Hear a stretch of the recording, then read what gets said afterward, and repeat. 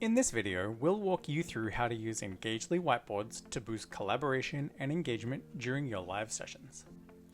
Engageli's whiteboards are perfect for brainstorming, ideation, and group work with everyone in the class or small table groups.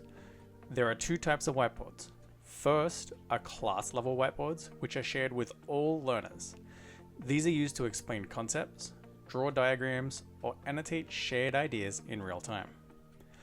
Next are table-level whiteboards, which allow participants at each table to interact with everyone else seated at that table. These are ideal for group brainstorming, problem-solving exercises, or student-led presentations.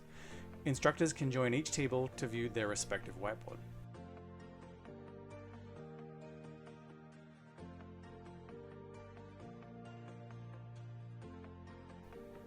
To start a whiteboard, go to the Present menu at the bottom of the classroom screen.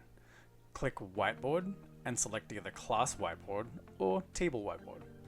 To stop the whiteboard, follow the same workflow and click the Stop button that appears below Whiteboard.